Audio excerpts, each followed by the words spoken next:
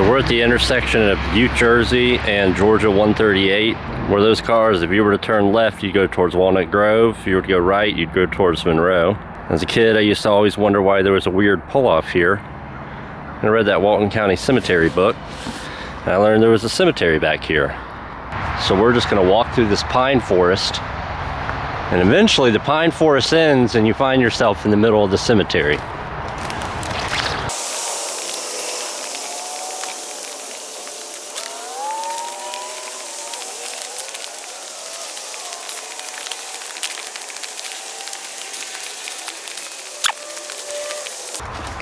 Trees start to change a bit.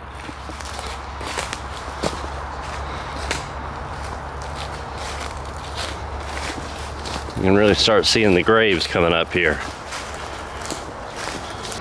So we are now here at Hopewell Methodist Church Cemetery. It was founded in 1825. The church eventually relocated to Walnut Grove and changed its name in the mid-1800s, 1850-ish or so.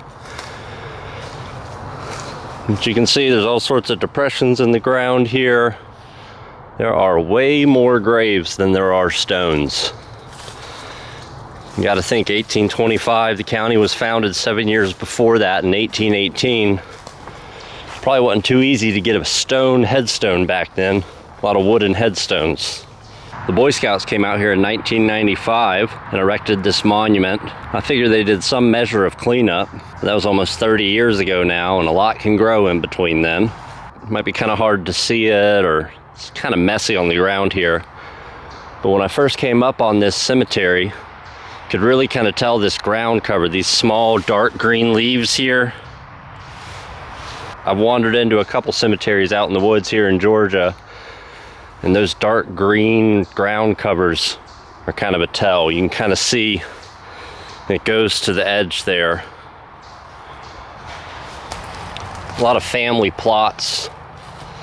It's kind of a thing of the past. Now you've got your memorial gardens with husband and wife, and all the kids want to be buried wherever they move to. Buried 1918. And if you can see way in the distance there, there are more stones way through the tree line. We'll walk over there, but you got to think, all the way from here to those graves way up there, it's probably full of graves. This is a child's grave buried in 1873. Got to think by that time the church had moved down to Walnut Grove, and this is just a single plot for this young man. Keep wandering in, just depressions all throughout this landscape.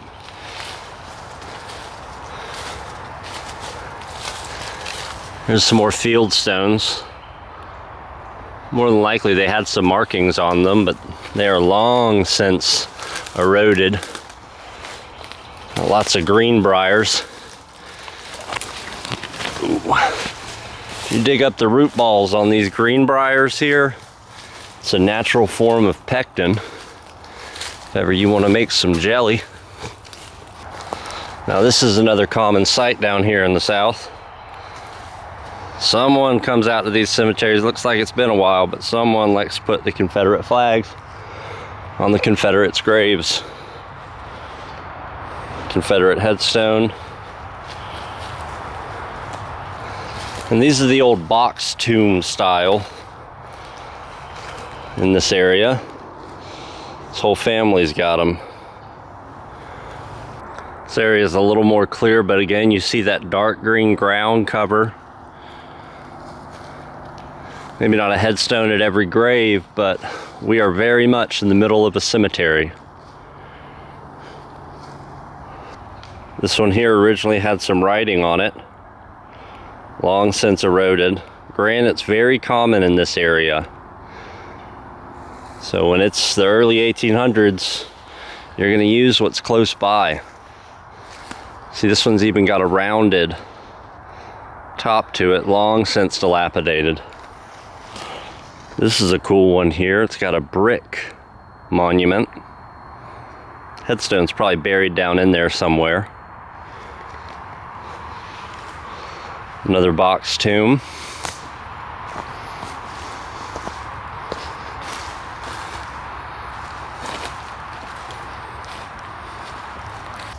Lucinda, born in 1828, died in 1862. And we got a roadway right here. You can kind of see the fence. Cars passing by. You can see the cemetery from the road as you drive by if you know where to look. This is a very common occurrence in Georgia. Churches move, families move, and then all of a sudden you've got a cemetery in the middle of the woods.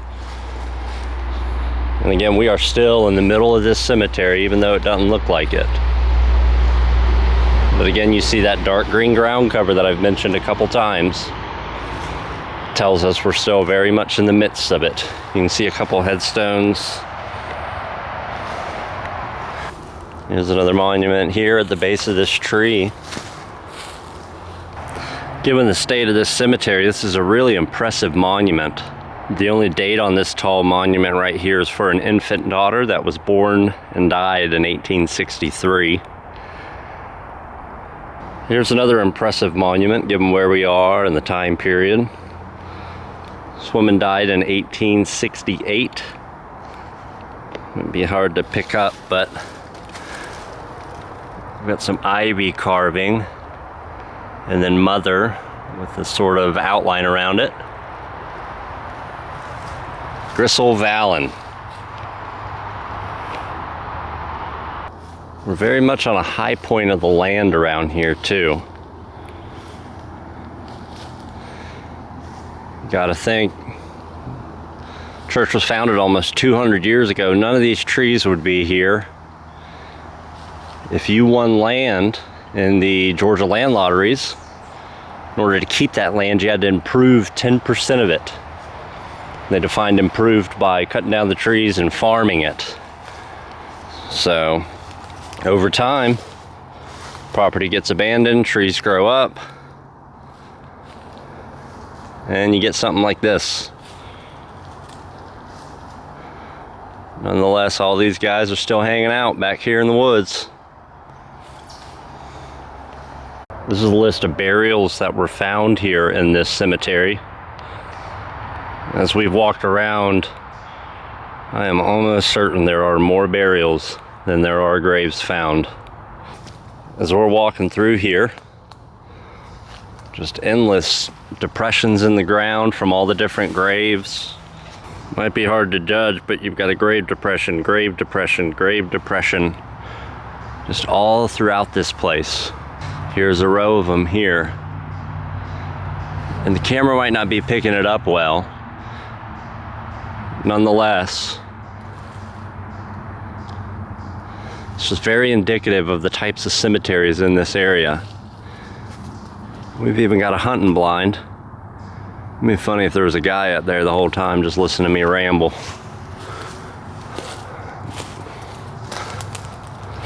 It's got to be a hell of a place to hunt though. Towards the top of the page, you'll see Carter Alice Carter, age 63, mother of 15 children.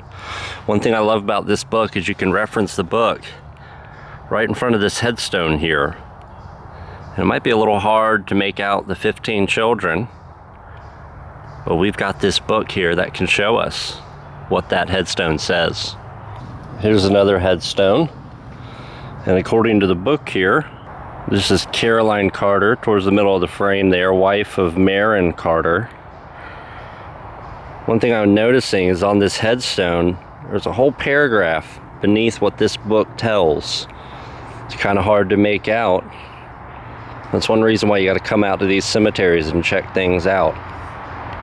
And as I look across this hillside here, yet again, more and more and more graves. A lot of them are marked with just a simple field stone. They may have carvings on them that are long since worn away. Now this is a cool thing here that you'll find in these older cemeteries, this huge tree. There's a little field stone right down there. So you gotta wonder if this tree was planted right on this grave over 150 years ago. And this grave is something that's very rare in this part of Georgia. This man was born in the 1700s, 1790. Mr. John Carter. Given the way Georgia was settled, Walton County is kind of on the edge of the Georgia frontier at that time. Walton County was founded in 1818, and long before that you had trappers and cowboys moving their cattle, trading with the Indians. So while it's common to find graves of people born in the 1800s, it's rare to find someone born in the 1700s. Mr. John Carter here lived to 78 years old. And now here he rests, born over 230 years ago, out here in the middle of the woods. Here's the grave of Miss Sarah Wood.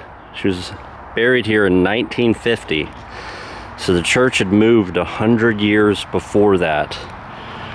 But here we have right next to her the son. So her son was buried here 2 years before she died. And that's another Wood right there. So I imagine her family was buried here, which is why she wanted to be buried here. I went to school with the woman by the same name. I don't like change here in the South.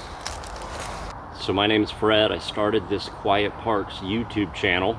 A couple people I know that know I'm super into cemeteries have talked about how I should do something like this, so I figured I'd try it out. Been making videos since I was a kid, so I'm familiar with how to do some of this stuff, but a lot of this stuff is still kind of new to me. I'm not one to watch cemetery videos on YouTube. I'd rather go to the cemeteries, but I figure I'd go ahead and start recording some of this stuff and see what YouTube thinks. This is the book I used to find this cemetery. Walton County has two cemetery books, a west and an east, divided by Georgia Highway 11 that runs right through the middle of the county. This is the west version, and I went through and read every single cemetery here, all the monuments, the headstones, where the cemeteries were located.